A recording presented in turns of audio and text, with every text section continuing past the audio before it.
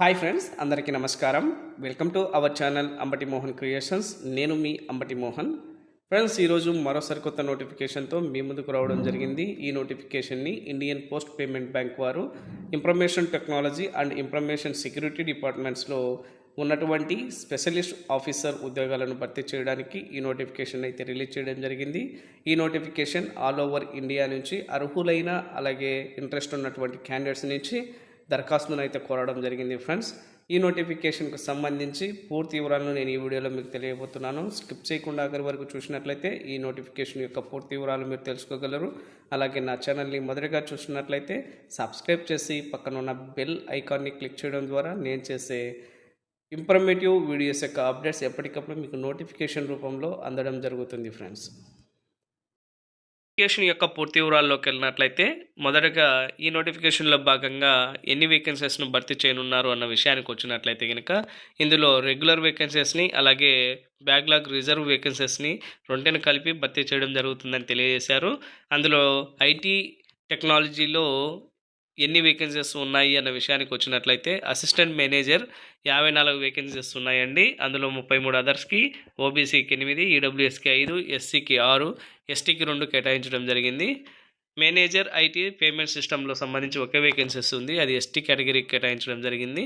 Manager IT infrastructure network and క్లౌడ్స్కి సంబంధించి 2 vacancies ఉన్నాయి, ఓబీసీకి 1, ఎస్టీ కేటగిరీకి 1 కేటాయించడం జరిగింది. మేనేజర్ ఐటీ ఎంటర్ప్రైజ్ డేటా వేర్ హౌస్కి సంబంధించి 1 వేకెన్సీస్ ఉంది, అది ఎస్టీ కేటగిరీకి కేటాయించడం జరిగింది. Friends, senior manager IT payment system విభాగానికి సంబంధించి 1 వేకెన్సీస్ ఉంది, అది ఓబీసీ క్యాండిడేట్స్ కేటాయించడం జరిగింది.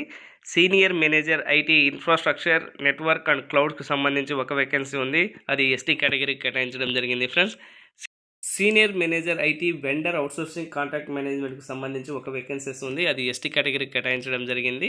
ఇక్కడ ఇన్ఫర్మేషన్ సెక్యూరిటీ డిపార్ట్మెంట్కి సంబంధించి సైబర్ సెక్యూరిటీ ఎక్స్పర్ట్గా 7 వేకెన్సీస్ని కేటాయించడం జరిగింది. అందులో అదర్స్కి 4, ఓబీసీకి 2, ఈడబ్ల్యూఎస్కి ఏ వేకెన్సీస్ కేటాయించలేదు, ఎస్సీకి 1 వేకెన్సీస్ కేటాయించడం జరిగింది. ఫ్రెండ్స్, తెలియజేసినటువంటి వేకెన్సీస్ యొక్క ఎడ్యుకేషనల్ క్వాలిఫికేషన్ వచ్చేసి అన్ని వేకెన్సీస్కి కామన్గా ఉంది.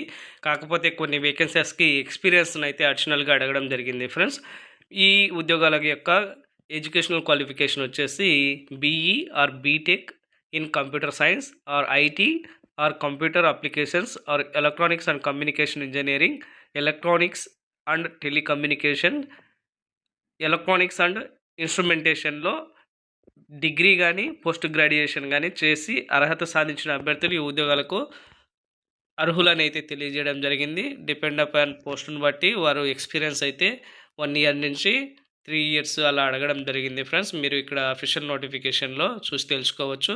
ఈ అఫీషియల్ నోటిఫికేషన్ యొక్క పీడిఎఫ్ డౌన్లోడ్ లింక్ని నా డిస్క్రిప్షన్లో ఇవ్వడం జరుగుతుంది.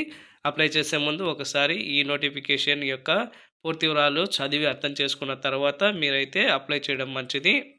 ఈ నోటిఫికేషన్ యొక్క ఇంపార్టెంట్ డేట్స్ విషయానికి వచ్చినట్లయితే online registration of the application వచ్చేసి 21/12/2024 తేదీ ఉదయం 10 గంటల నుంచి అఫీషియల్ వెబ్సైట్లో అప్లికేషన్ అవైలబుల్లో ఉంటుందని అయితే తెలియజేయడం జరిగింది.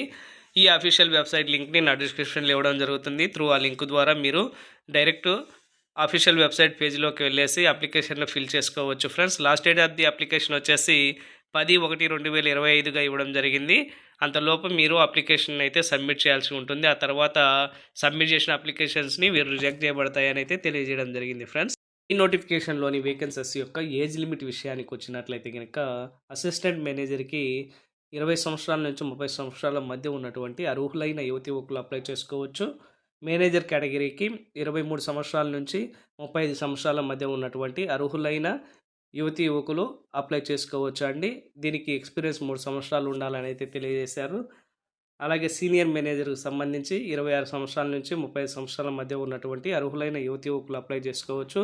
వర్క్ ఎక్స్పీరియన్స్ వచ్చేసి 6 సంవత్సరాలు ఉండాలని అయితే ఇక్కడ మెన్షన్ చేయడం జరిగింది. ఫ్రెండ్స్, సైబర్ సెక్యూరిటీ ఎక్స్పర్ట్కి సంబంధించి 50 సంవత్సరాల లోపు ఉన్నటువంటి అర్హులైన అభ్యర్థులు అప్లై చేసుకోవాల్సి ఉంటుందని అయితే తెలియజేశారు. మినిమం 6 ఇయర్స్ పోస్ట్ ఎక్స్పీరియన్స్ కలిగి ఉండాలని అయితే తెలియజేయడం జరిగింది. ఫ్రెండ్స్, అప్లికేషన్ ఫీజు విషయానికి వచ్చినట్లయితే కనుక ఇది పూర్తిగా నాన్ రిఫండబుల్ అని అయితే తెలియజేయడం జరిగింది.